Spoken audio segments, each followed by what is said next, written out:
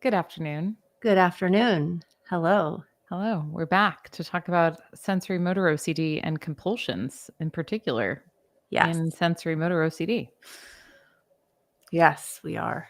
which Um, they are aplenty. yeah, there's definitely no lack of compulsions here.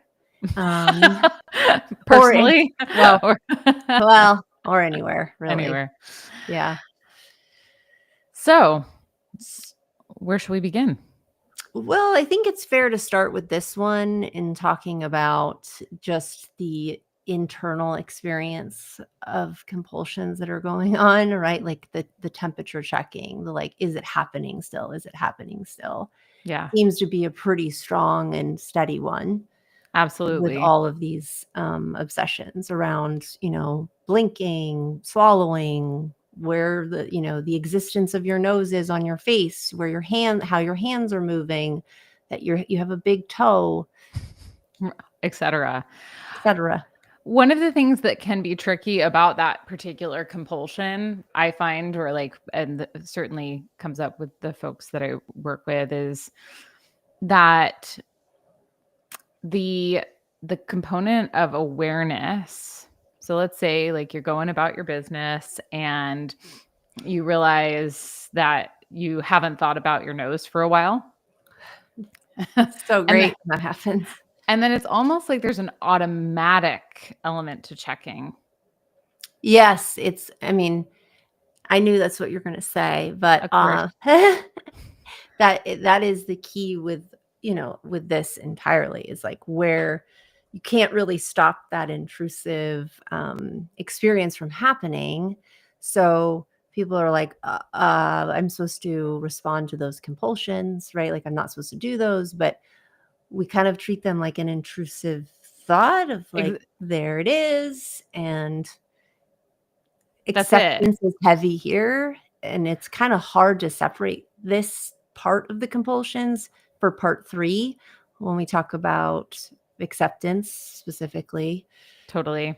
But I think what you're saying is spot on, and ultimately recognizing that it can be both a trigger, like that moment of awareness, moment of awareness can trigger thoughts like, and almost trigger a check that's automatic. Yep. And if that happens, all is not lost. Mm-mm. And I think that that's important because otherwise It happens all like, day, actually, likely. right. So Absolutely. And then sometimes there's a deliberate check. checking that happens. So yeah, if it's something that's within your control, then it's probably best not to like go inward and see what's going on in there.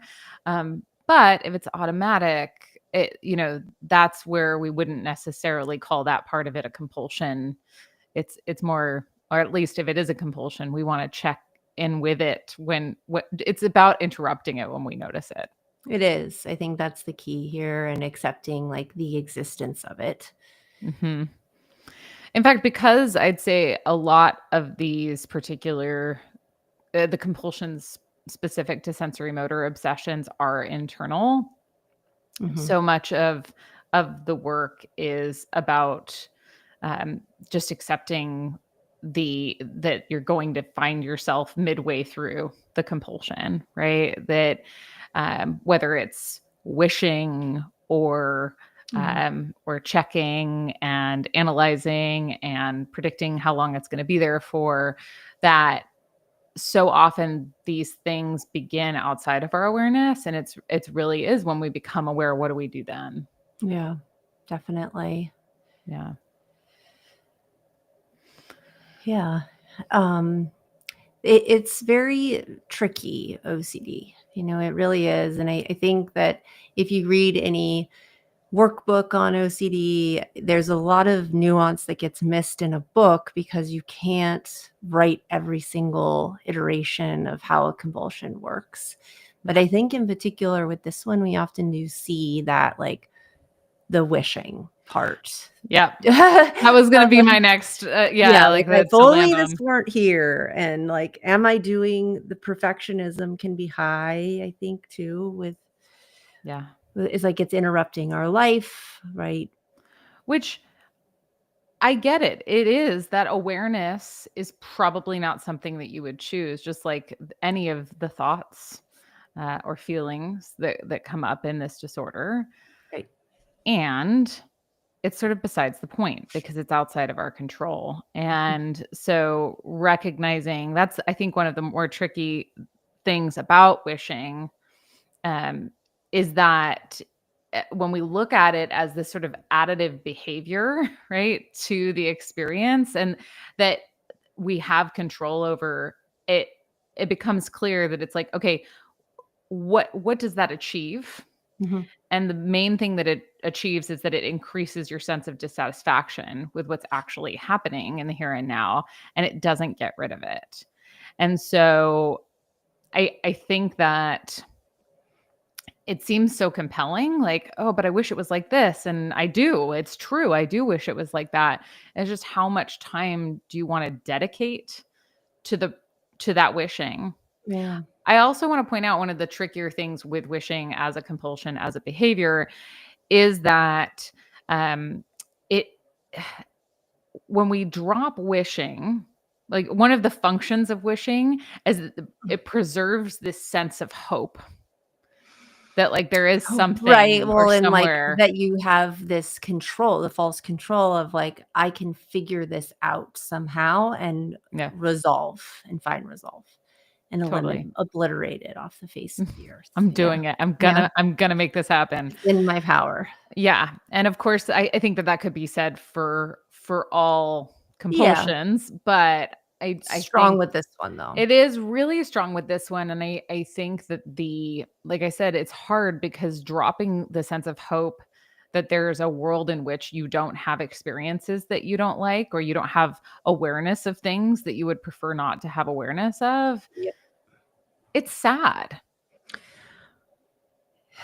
Yes, and I think that's true for all the OCD stuff, but yeah, I think it's the hope was false hope. Correct. Like the that was It was never. an illusion, just like the Yeah. control, like Yeah. we could frame it like that even, but yeah, absolutely, I think that there can be sadness in that. Totally. Kevin just wrote "Abandon all hope." Really well explained, which is so. Thank you, Kevin, Fearcast podcast in the house, who is wonderful. Wonderful, but he has not texted me back. I'm Ooh. calling him out because it's usually me. Oh, Any he also hasn't texted me back. Happy belated birthday, buddy. Yeah, yeah, happy birthday. Okay, so back on track. Back on track. I think that it's not. It's a fair point to drop in here that we're not talking about abandoning all hope. No, We're talking about abandoning hope in behaviors that are not going to fruitless. get you anywhere, No, right? they We want to increase be suffering. right. We want to be hopeless about those behaviors because if we have any hope, then we're going to keep chasing after some false illusion Yes. instead of living our lives. So this reminds me a bit of the chronic pain, which you had brought up last Mm, time we mm, spoke, is like, okay, we can spend a ton of time figuring out how and when the pain might come up, right? If we frame it in the lens of pain, mhm. what triggered it? How can I find resolve so it doesn't ever happen again? And in reality, I think people in chronic pain, they tend to learn pretty quickly that like that's not helpful.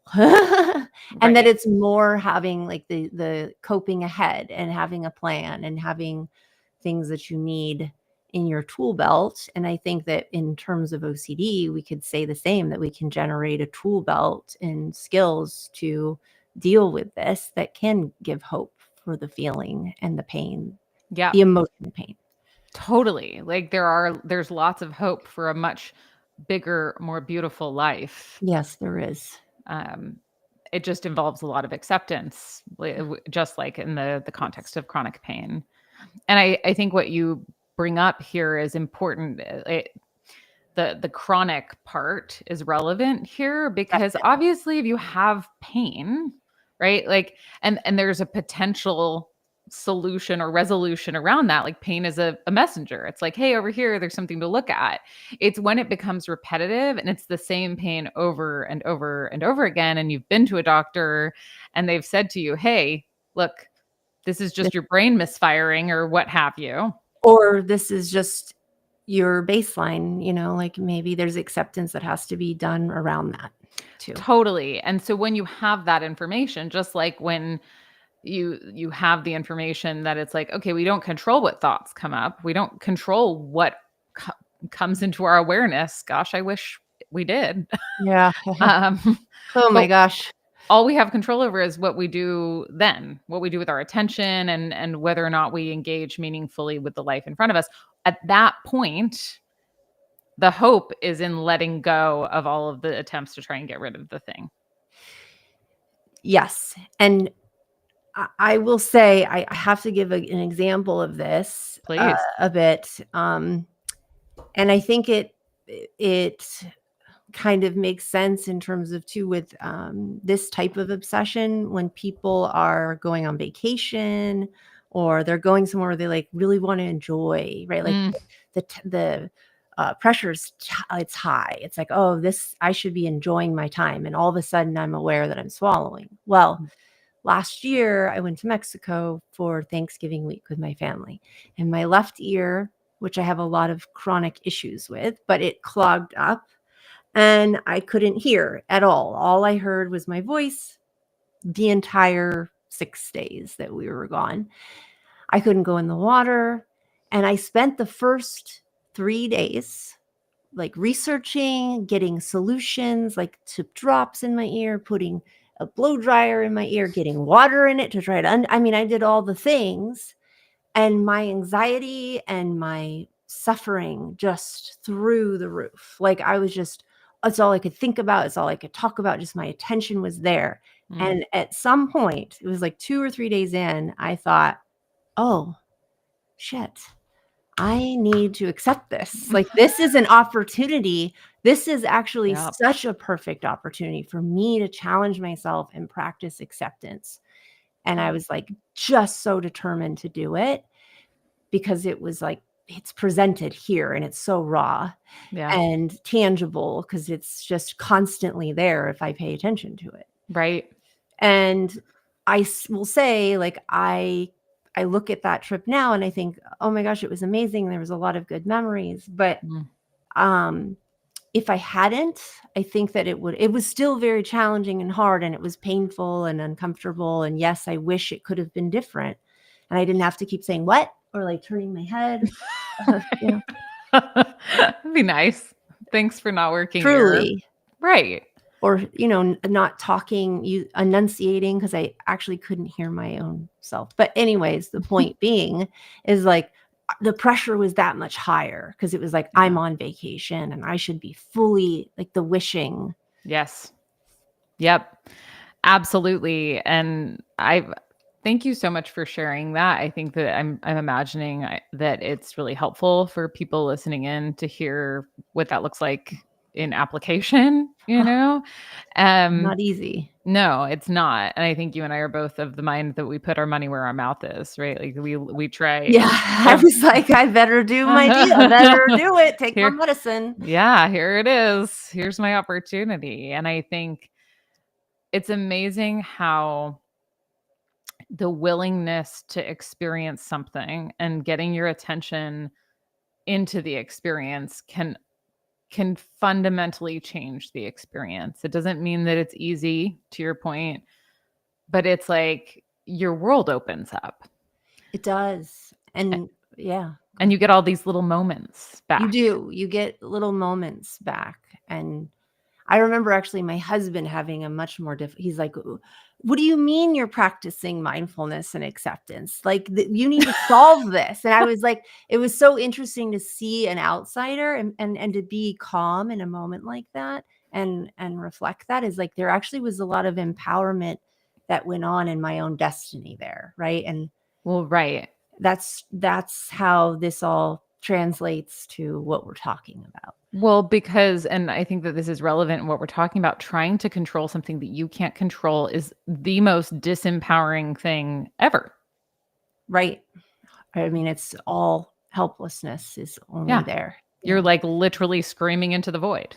There's Yeah. nothing. Nothing. Versus when you take control of what you do have control over, like, okay, every time I catch myself, I'm coming back to what's happening and I'm going to, like, knowing you, right? Like, I'm going to look in my baby girl's eyes, Yes. and I'm going to like Go to dinner go to and dinner and I'm going to, wine. like give my mom a big squeeze, like Right. it's Yes. like that's where the life comes back is in these moments. And it all requires a willingness to drop the fight that's taking up all of your time and all of your attention. Um, Mhm.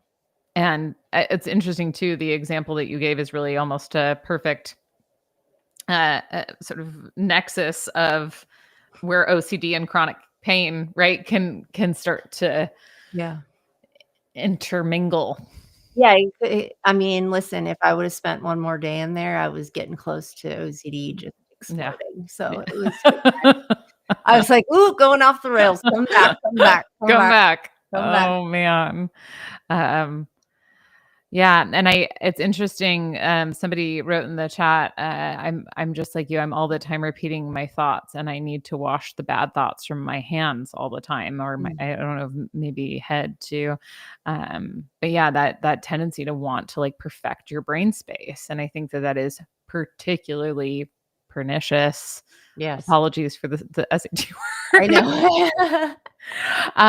But in the context of sensorimotor OCD, is Yeah, that like that? So to it your point really is. earlier, that I have to have everything sorted here so that I can just be present. And I think it's even more tricky because, and I suppose this veers into next week's territory, but with recovery, there's such an emphasis on um, on things like mindfulness and being present. And so oftentimes people are like, no, this is actually getting in the way of my ability to do Yes, treatment. And it's right. like, no. And I will say too, and this will be something hopefully we can pick up next time, is that sometimes with treatment protocols came up at the conference this weekend. Actually, somebody was asking about how to navigate mindfulness practice when you have sensory motor obsessions. It is trickier and it's often really triggering to do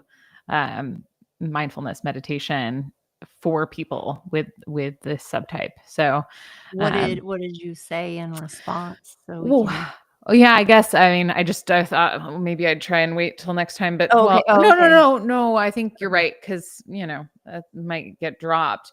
Yeah. Um, a lot of what I look to in the subtype is finding something that we can attend to that's in the present moment that may not be quite so intense a trigger, because we have to recognize that anything in this realm, like if you have anxiety about putting your attention on something and having your attention on something for any length of time, that it's that like working with your attention and you're like being Attention aware, training, really. attention training, Yeah. really, you're right. And Noticing you looking at can your shift to different topics, like, yes, there's the sound, there's yeah. and noticing what's in your awareness, all of these Mhm. things are likely to be triggering. And so if we look at them as exposures unto themselves, that we're going to try and go with the least intense exposure as a starting point, Yeah. because it is really important to be able to go in there and look at what, like, at the mechanics of it, if you will, and learn that we can accept what is and reorient our attention. So whether it's going to be different for everyone, Everyone, right? uh, Like, people who are stuck on their breathing and, like, with mindfulness, mostly people are talking about breath work and grounding and breath work. totally. Yeah. But it's not universally that. So this is why this No. is not therapy and it can't be a replacement for therapy, is so there's No. so many iterations of this. Very much But so. even somebody, like if somebody is aware of is afraid of getting a song stuck in their head, then one of my oftentimes recommends is like, okay, let's put on a song and let's listen to some of the different parts of the songs as a point of anchoring our attention. Well, that's not going to be helpful as a starting point for somebody whose main concern is That's their getting main yeah. songs stuck in their head, right? Right, So right, right, right. yeah. So but there are lots of different things that we can attend to. One of the things that I love actually as a starting point anchoring in mindfulness meditation is to anchor in the sounds in your environment, because so many of us with OCD, we are so absorbed in our inside experience, or like our personal experience, that it kind of gets us out a little bit more, I think. Yes, and we'll definitely expand more on that next time, Totally. with attention training, with mindfulness and all of that, for Yeah, sure. But thank you absolutely. for explaining, because I think sometimes we do forget the following. Yes. So I Yeah. didn't want to lose that gem. Well, I'm glad that we got it out there in case that it's a support. Right. Yeah, and somebody just said acceptance was the solution for me, accepting the thoughts I try all the time. And to it says touching things, like a lot of things that I'm assuming are triggers, without cleaning them after. So that's awesome, and Yeah. kudos to you. It's not easy. It's not easy to Mm-mm. allow for the contamination to exist, and yet it is it's necessary for freedom. It is. Can we think of any other compulsions? I know we kind of veered off a bit, but Actually, oh dear. I think that was your water bottle. That was my water bottle. It wasn't the one you're thinking, though, the one Oh. that I lose all the time at conferences. That's barely standing up anymore. This is another one, but I'm going to come back to that. Thanks, water. I was going to say that one of the only things left to mention in terms of compulsions, I think, in this subtype, and I'm not really quite sure how to verbalize this, so maybe we can work on it together. Okay. But I think that just the sheer act of resisting the experience, like on a very visceral level, can be tantamount to compulsing in this. It's like a wishing that has no words to it. It's a gripping, it's a tightening, it's a tensing, a bracing against the experience, that it's Is so it, are you talking subtle. about like the anticipation as well, too, wrapped in that? Yeah, it certainly can come up with anticipatory anxiety, but I guess what I'm saying is that you can sometimes wish without like Oh, actively yeah. engaging in the thinking, that there's an ethos. It's the white knuckling, right? It's that Yeah. I'm gonna my way Right. through this experience, that is in effect compulsive. Yeah. And I mean, a lot of that work has to be done around building insight and awareness Yes. to your experience Right. internally. Right. Yeah. Like noticing when you're in that sort of like gripping, tightening, tensing state. Yes. And one of the important pieces there is in learning how to, like on a very experiential level, soften toward the experience. Right. Something that's not at all cognitive, right? It's not neck up. It's like it's in your body. Yeah. And as I've gotten older and more seasoned over the years, I mean, really, mindfulness is all of it. Yeah. Acceptance, mindfulness, building the awareness, present moment without judgment. It's like, if you can do that, if you can harness that, if you're willing to practice that and really willing to put in the time and fully jump in, man, it's going to be a game changer. And I wish I can't be any more emphatic about it. It's just, that is the reality. Yeah. That's true. It is true, and it's well said, and it's one of those things that when you find it, that Yes. willingness, that acceptance, when you tap into that and when you start practicing it, you just want to like give it to people. I know. And then it's Yeah. and going back to my trip in Mexico, I think if I hadn't known that, like, I know how this will end, like I know how the story ends if I do this road or that road, Yeah. I likely would have never chose road B, which was acceptance and being mindful. And Wait, willing to feel discomfort instead of resisting every second. yes, like you would have gone right into acceptance had you known, or had you, is that right? Am I understanding that right? Well, it took me a couple days to get there. I'm just Right. saying, if I hadn't had all my experience in therapy, being a therapist, living with OCD, I don't Right. think I think I would have been in so deep. I would have developed a whole new obsession. I mean, truly, like even now thinking about it, I feel my ears. It's Yep. got fullness to it. It's like I can spend a lot of it. You give my brain a couple seconds to think about anything, and I'm like, I'm there, man. I'm You there. are so on it. We all are. That's Yeah. it. And I think that comes with that awareness and acceptance and responsibility of your own life of like, okay, I have a brain that likes to analyze and Mm. obliterate anything that's mildly Terminate. off. And because of that, I have to take on responsibility truly Yeah. and have this agency and just empowerment of like I get to choose how the story ends, and it might not be this Disney movie perfect ending bullshit that we're fed, but at the end of the day it's better than how it what would have been, Yeah. like Yeah. by far. Totally. Absolutely. 100% agreed. Cool. Yeah. I think that's really well said. One person mentioned something about mental review and mental compulsions and concerns about like, what if I make a mistake and how do I sit with that?